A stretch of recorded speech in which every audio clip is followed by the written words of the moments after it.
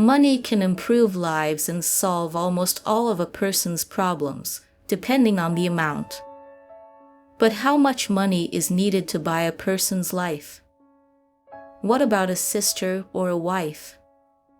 Today, we will discuss the case of Pollyana Nataluska and how a $1 million inheritance aroused envy and greed in people close to her, ultimately leading to her tragic and unforgivable demise.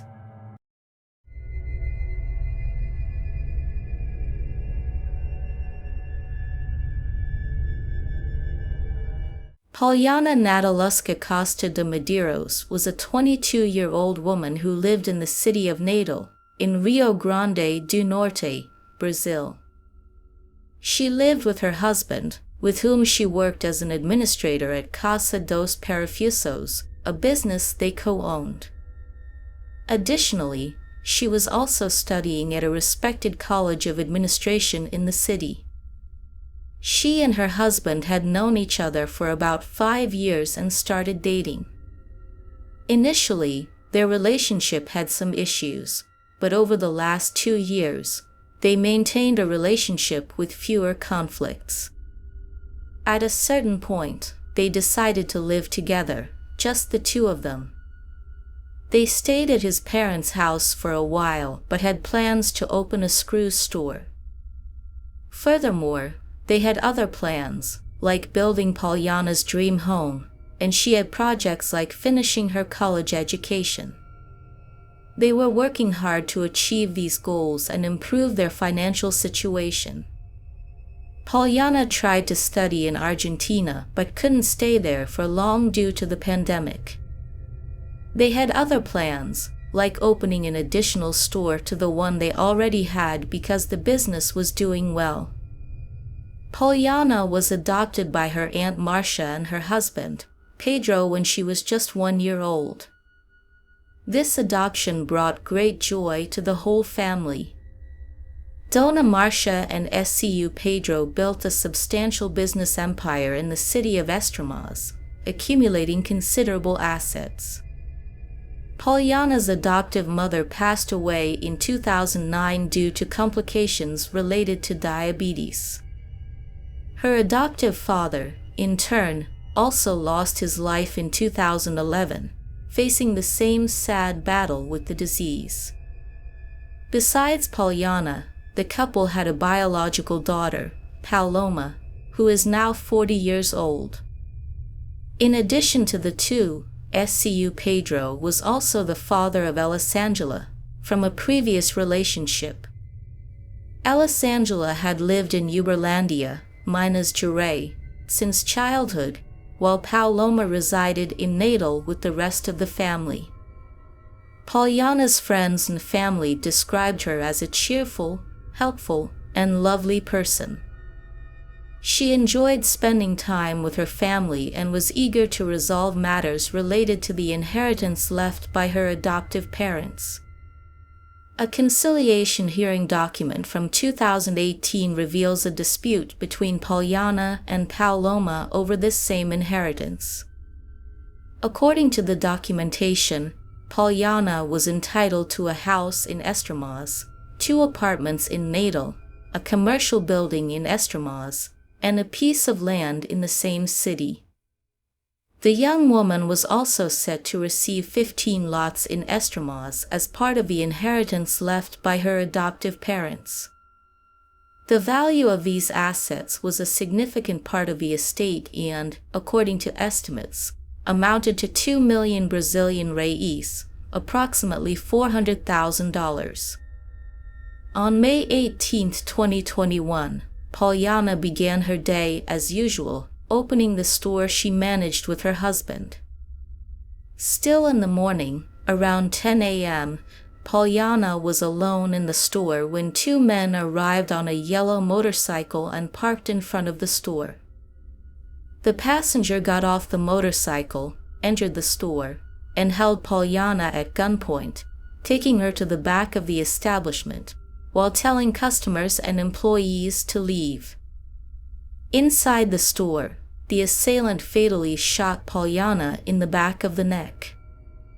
After the crime, the suspect returned to the motorcycle and fled.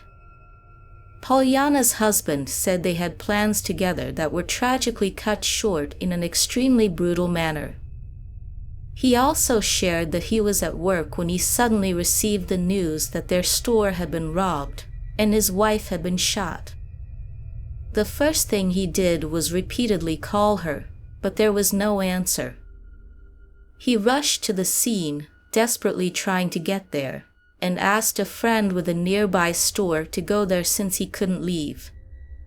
When he arrived and saw everyone in tears, he looked at Pollyana's body and asked, "Is it my wife?"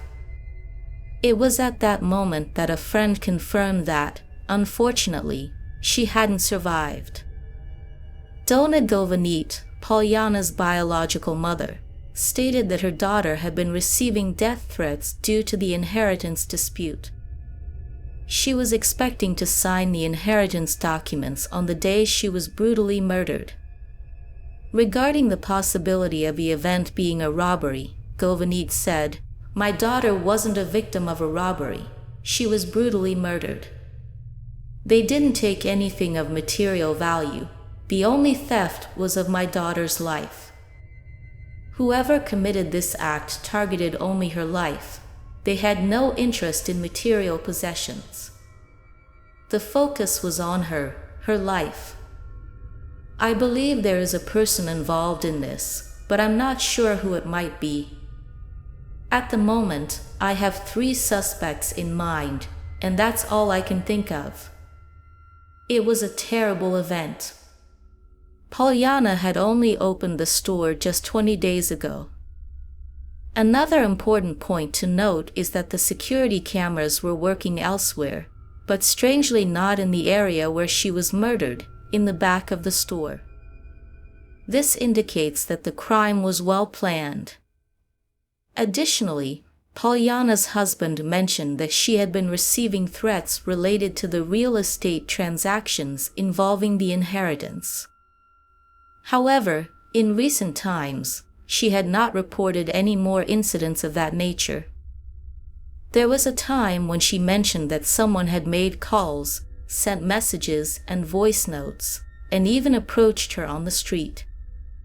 This happened some time ago, but recently, things have been quiet. The investigations began soon after the discovery of the crime when the delegate Reginaldo Pereira went to the scene. He and his team then collected evidence at the scene, including images from security cameras that captured the suspects.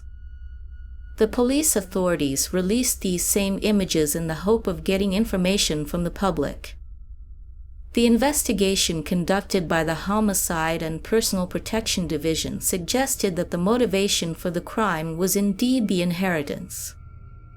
As the investigation progressed, the police managed to arrest 3 key men: the alleged shooter, the skilled motorcycle driver used in the crime, and the owner of the motorcycle. The individuals detained were identified as Alcivan Bernardo da Silva, known as Bilyu, João Paulo Rocha, nicknamed Rocha, and Orclasthai Makely Moranel Matias de Oliveira, popularly known as Maicon.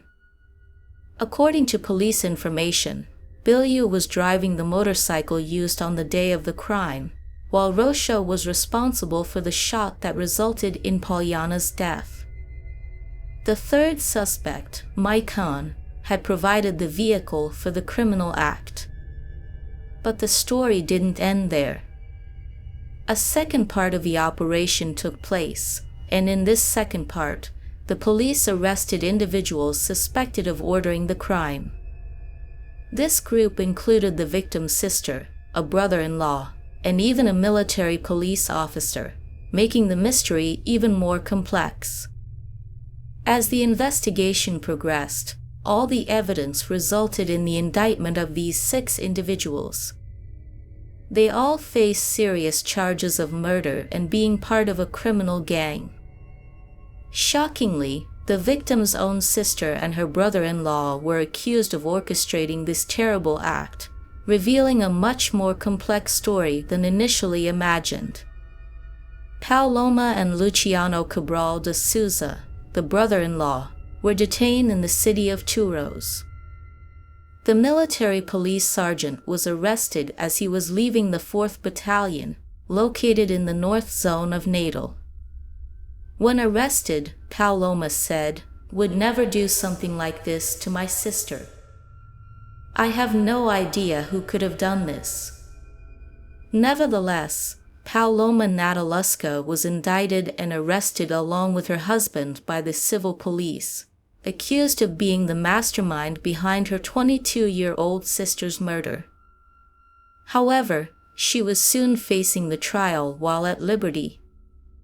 This accusation is not true because in 2018 everything was resolved regarding the inheritance. Pollyana was like a daughter to me. She lived with us from the age of 1 and only left to live with someone else, Poloma emphasized. Poloma also claimed to have provided an audio recording to the police. "There's a recording of my sister saying that she didn't trust certain people. I handed it to the detective," she concluded.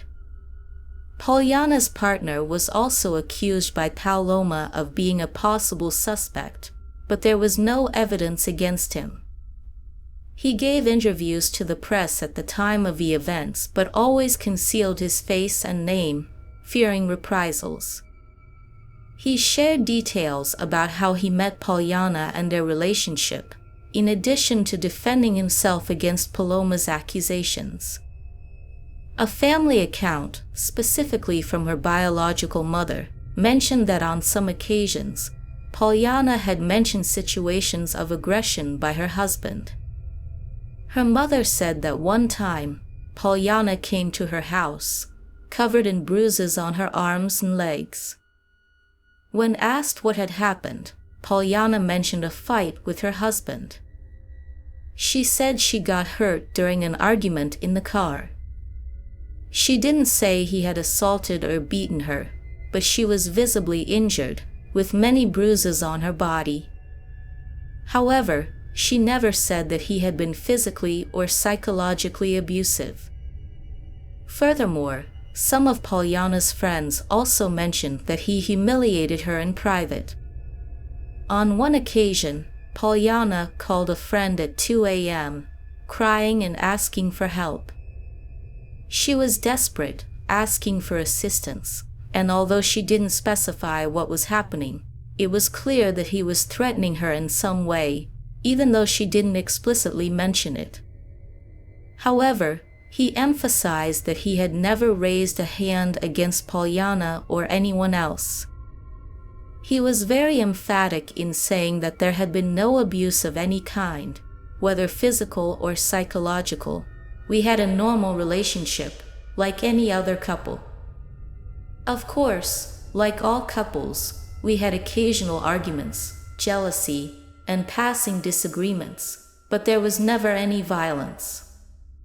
Pollyana's mother, other relatives, and friends hope that the case will be solved and that the person responsible for the merchant's murder will be arrested and held accountable for the crime, whether it is her husband, her sister, her brother-in-law, or anyone else. So far, justice has not been served, and the case remains unresolved, which is very distressing for all involved. Leave your opinion on this case in the comments, subscribe to the channel to discover more stories like this, and don't forget to leave a like.